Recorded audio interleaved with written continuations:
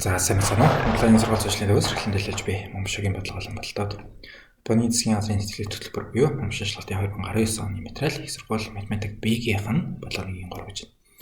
За тэгсэн чинь парабол y-ийн x квадратын 2 цэг юм байна те. Хасныг 1 гэх нэг x-ийн оронд хасныг тавихаар хасныг ин квадратын зүгээд буцаад нэг нараад нэг ирэн тийм үү. Нүүднийхэн 3-ын квадрат гэхээр буцаад 9 гээд параболын маань 2 цэг юм байна. За энэ 2 цэгийг дайрсан its tangent line through the parallel. Энэ хоёр цэгийг дайрсан шулуунтай параллел шүргэгч шулууны тухай бодох юм л да. Тэр шулууны тэгштгэл нь энэ байна. Тэгээд шүргэж байгаа цэг нь энэ байна гэж хэлэх гээд байгаа юм байна.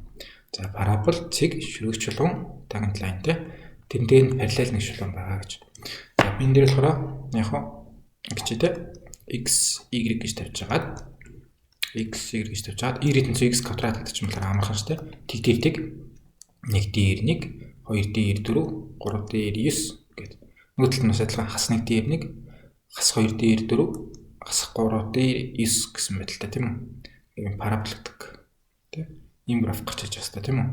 За энэний маань гэсэн чинь хасх 1 дээр 1 байх хэрэгтэй гэсэн энэ цэгийг тийм хасх 1 1-тэй 1 цэг байгаа. Нөгөөд нь болохоор 3 дээр 9 байх хэрэгтэй гэсэн энэ цэгийг дайраад нэг ийм шулуун байгаа юм байна шүү дээ. За энэ шулуунтай параллел шүргэгч шулуун гэдэг чинь тэгвэл энэ хэвд нь нэг цэгийг нөгөө шүргдэг ийм шүргэгч шулуунтай юм шүү тий. Тэгээд энэ шулууны тэгвэл тэгштэл нь ямар байх вэ гэж асуусан юм байна. Өөр юу лээ?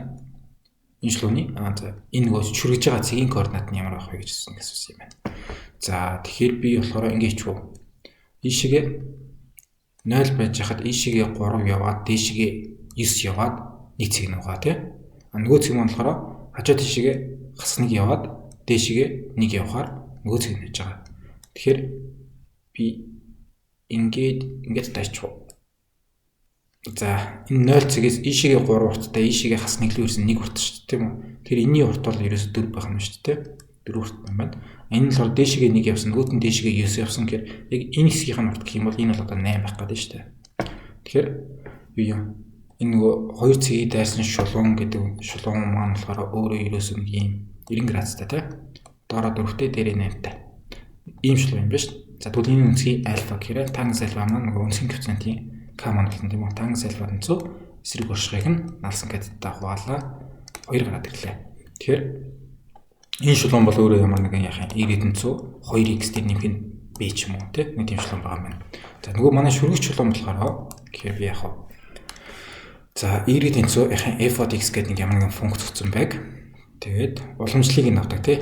F-ийн уламжлалыг нь аваад юм гарч ирээд дараа нь x-ийн оронд x0-ыг нь тавиад x0 цэг дээр шүргэж байгаа үнцгийн коэффициент гарч ирдэг тийм үү. Тэнгүүдээ дараа нь y тэнцүү kx гэж жагаад тэгээд нэмэх нь болохоор нэг тоо тавиад юу юм. Энэ гол нь болохоор нөгөө x0 цэг дээрээ f of x0 цэгээ дайрж явах хэрэгтэй шүү гэж хэрэгэлдэг тий. За манай бодлогон дээр болохоор y тэнцүү x квадрат гэсэн функц өгсөн байгаа. За уламжлалыг нь авлаа 2x боллоо. За x0 цэг дээр дайрсан гэх юм. Одоо энэ дээр би болохоор x0 цэг дээр шүргсэн шүргэгчлэн гэх гэдэг байгаа байхгүй. Тэгэхээр x-ийн оронд x0-ыг тавилаа 2x0 боллоо. Энэ болохоор манай шүргэгчлэний маань үнцгийн коэффициент k буюу тангенс альфа маань болох хэвээр. Тэгсэн чинь хоёр цэгийг дайрсан энэ шулуунтай параллел гэдэг утсан байгаа чинь тангенс альфа адилхан 2 гарч ирнэ гэсэн үг тий. Тэгэхээр энэ дээр тэнцүүд бол 2 юм байна.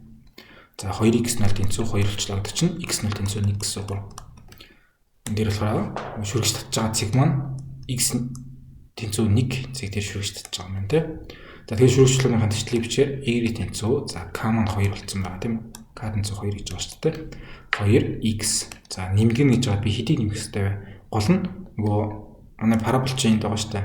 Хэдүүлээ x-ийн өмнө 1 тавих юм бол y дээр нэгийн квадрат гэдэг 1 гарах хэрэгтэй шүү дээ. 1 дээр 1-ийг дайрсан байгаа. Парабол маань ч 1 дээр 1-ийг дайрсан байгаа. Энийн шүргэгч чулуун маань ч бас 1 дээр 1-ийг гаргах хэрэгтэй байхгүй юу? Тэгэхээр энэ дээр би 1-ийг тавихаар 2-ыг бүртэн 1 гэж жагаад нэмхний хасныг гэж тарах юм шүү.